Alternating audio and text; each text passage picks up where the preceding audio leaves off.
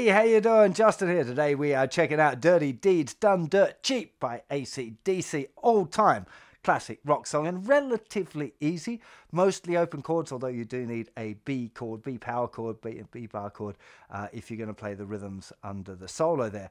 And if you're going to play Malcolm's part, you need a root 5 major type bar chord. We'll get to that in just a second.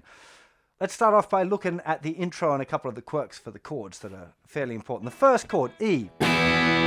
Now we're playing a full E open chord, but a little trick here for most AC/DC songs, although certainly not all, is just relaxing the first finger slightly so we don't actually have the note G sharp ringing out. That note. It doesn't sound terrible, but when you take it away, it seems to add a little bit more weight to the tune. I'm not 100% certain that's what's going on Malcolm's part, but it's what it sounds like to me. So just try, instead of just leaving first finger down for your E chord, just relax the first finger a bit so the third string is actually dead. When you don't hear it when you strum all of the strings, but I think it's worth paying a bit of attention to that. So E, G chord, you definitely want to be using 4-fingered rock G. So 3rd fret, 2nd fret, open, 3rd fret, 3rd fret. Okay, using all 4 fingers. For the G chord, again, usually when I'm playing that G chord, I don't use the note with my first finger. So often my first finger won't even press anywhere on the guitar at all. The second finger kind of lays over a little bit, mutes the 5th string. So first finger is not actually touching. Could. Doesn't really matter. You can leave it there. Some people prefer it, some people don't. I'm not sure what AC/DC actually, whether Malcolm or Angus actually leave that finger down or not. I can't hear clearly enough whether that's there or not, frankly. So do it whichever way sounds good and feels good to you. We got an A chord, which you definitely want to be using first finger, doing a little mini bar there. Can help as well to bring the thumb over to mute that thicker string. So if you're playing a bit hard at any point, you don't really want that E string ringing out. It's not a horrible note if you do hit it accidentally, but it's kind of better not to. And then it's just a regular D chord. With a D chord, again, an AC/DC thing, very often you'll play the open 5th string as well. Okay, it just gives it a little bit more weight to the D chord. You don't want to play the thicker string. The E note, again, thumb reaching over the top and just muting off that E string would be a pretty good idea, I think. So the chords would just be 3, 4, E, 2, 3, 4, G, E, 3, 4, A, E, 3, 4, D, E, 2, 3, 4, 1, 2, 3, 4, and 1, and 2, 3, 4, and 1, and 2, 3, 4, and 1, and 2, 3, 4, E, 2, 3, 4, G, E, 2, 3, 4, A, E, 2, 3, 4, D, E, 2, 3, 4. Okay, relatively simple, excellent workout for any of you beginners working on your open chords, because you've got to change those chords pretty quickly and play them fairly tight as well. So when we go into the verse now, it's going D to E, but we'd almost certainly, Malcolm is playing these as power chords or bar chords. Now, it sounds to me like a power chord, so just D, and the rhythm is and 4, so 1, 2, 3, and 4, 1, 2, 3, 4, 1, 2, 3, 4, 1, 2, 3, 4, 1, 2, 3, and 4. It's just D, which is the 5th string, 5th fret root, power chord, and 4, 1. Move it up 2 frets to the E. Now, Malcolm very rarely played power chords that way from what I can see. It's much more likely he uses his little finger. I tend to use my 3rd finger, which gives you that extra note. But I don't hear that on the recording. So if you're going to do the full bar chord, just be a little bit more accurate with your picking and just play 5th string, 4th string, and 3rd string. Okay, and save that other one for later in the song where we do definitely want it. Now the rhythm for it's doing this and 4, 1, 2, 3, 4, 2, 2, 3, 4, 3, 2, 3, 4, 4, 2, 3, and 4, 1. Okay, then you'll notice it gets a bit shorter and it's doing it on every bar. So it's the same thing. 1, 2, 3, and 4, 1, 2, 3, and 4, 1, 2, 3, and 4, 1, 2, and 3, 4. Okay, ending just on an E chord. 1 and 2 and 3, 4. Making sure that you get a little stop there, a little stop mute. I quite often put a little slide down. It sounds to me like there's definitely some slidey down things going on with on the original recording, but again, use your ears and use your judgment as to which way you want to play that. Angus is doing little feedbacky things as well. If you didn't realize, ACDC usually have the guitars panned hard left and right, so you can really hear Angus often in the left speaker and Malcolm in the right, although it's not uniformly that way with ACDC. But it's worth listening out for the slight variations in the chords. I think having one chord played one way by Angus and another way by Malcolm really kind of adds weight to the recording. So if you're playing with somebody else, it can be worth, you know, dividing up the parts. You do the open chord one, I'm going to do the bar chord one when we play it together. If you're playing on your own, doesn't really matter. Pick the one that you like the sound of. And we're coming up as a good example into the chorus.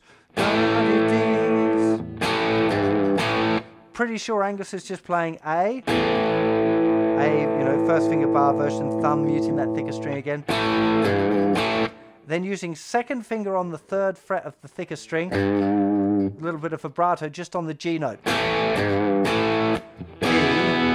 And then E, D, E, just regular open chords. That would be Angus's part, okay? So A, G note, A, E, E, D, E, A, G, A, E. Now, it sounds to me like Malcolm is doing the full chords for the G chord. So he's going A, G, A, E. And then here, using a full 5th string root major bar chord. Okay, so first finger playing 7th fret of the thicker string, 3rd finger laying down on the 9th fret for strings 4, 3, and 2. Fairly sure that's what's going on. So Malcolm, 1, 2, 3, 4, 1, 2, 3, 4, 1, 2, 3, 4, 1, 2, 3, 1, 2, 3, 4, 1.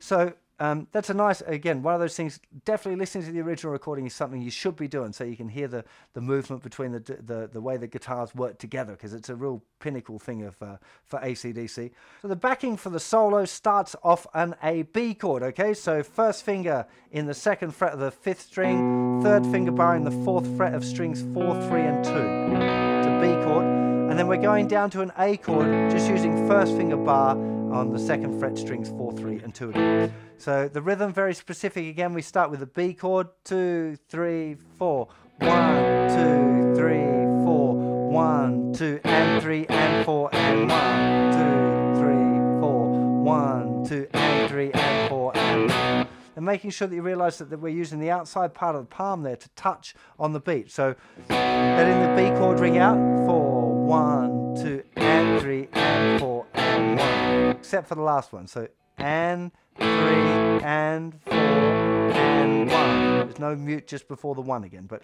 1, 2, 3, 4, 1, 2, and 3, and 4, and 1. It's only very small, but it makes a big difference. So once you got that down with the B to the A chord, you want to notice it does that 3 times, and the last time, instead of going B to A, it goes B to D. So we have B, 2, 3, 4, 1, 2, A, B, 2, 3, 4, A, B, 2, 3, 4, 1, 2, and 3, and 4, and 1, 2, 3, 4, 1, 2, and 3, and... Okay, it's using a D chord there, 5th fret, 5th string root, regular major bar chord. Then we're into the intro riff again. Now it goes through there, got a verse and the chorus again.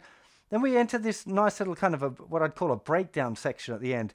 And one of the things that you really want to pay attention to is the use of dynamics there, because we've got this little bit where we're doing the E, G, E, A, E, G, D, E,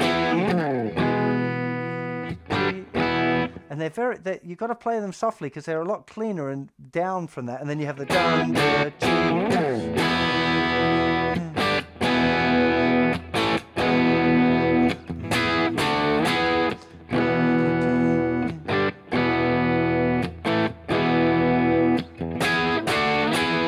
Now Now, another thing that proper AC/DC fans will probably notice, especially if you're listening to the individual parts between Malcolm and Angus, at the end there, Malcolm appears to be playing all root 5 bar chords for the end. So he's playing E here, then G at the 10th fret, back to E, A at the 12th fret, back to E, E, D, E. So E, 2, 3, 4, G, E, 2, 3, 4, D, E, 2, 3, 4, D, E, D. 2, 3, 4, and 1, 2, 3, 4, and 1, 2, 3, 4, 1. And that's pretty much this tune. Fantastic song. Again, you really want to be working on your time, making sure that you're in the pocket. With AC/DC, simple ain't easy. They're easy chords, but really making them sit and making them just right as well, so the chords sound good. You're not missing any, missing notes in the chord or hitting extra ones. That's the kind of stuff when you listen to the guys play. It might be simple, but it's really on the money every time when they play a chord. It's just right, and I think that's a really important part of the journey for this particular tune. One thing I should have probably mentioned at the start, but I'll mention it now. If you're playing along with the original recording, it's a little bit flat. Okay, so if you're in standard tuning, you tune up with your tuner and then you try and play along. It sounds a little bit wonky. Now, I use a program called Transcribe, but there are many other sort of programs that will do the same thing. But what you want to do, rather than retuning your guitar to the track, which is what I used to do if I'm playing it now or practicing it, I just move the track up, and it's about 25 cents, so 25 hundredths of a semitone sharp. Okay, is what you want to, plus 25. Might be 30 or it might be 20. I'm not, 25 is where it sounded roughly right to me, but I didn't use any sort of mathematical thing to calculate it. But that's roughly where it is. I guess it was tape. They recorded it to tape, and the tape was a little bit slow at mastering or something like that. Quite a common thing of that era. Anyway, really hope you enjoyed this lesson. In fact, I'm going to mention it now because everyone always asks about sound and what I'm using. So this is obviously a Malcolm Young model Gretsch. All of the knobs are on 10. It's just got the one pickup, so you don't even have to choose pickups. I'm using a thing called a Kemper Profiler, which is a kind of a new way of replicating sounds. I think it's a fantastic bit of kit. And I'm using the 69 Marshall 50 G2 profile, which is made by Michael Britt. He sells these collections of different amp profiles. And this one for me, the only thing, I left all of the EQ exactly the same as I normally would, but I did turn the gain up just a little bit because the original one was a little bit cleaner than I needed for this kind of tune. So I just cranked it just like a couple of notches, I think. So it's currently at 11 o'clock.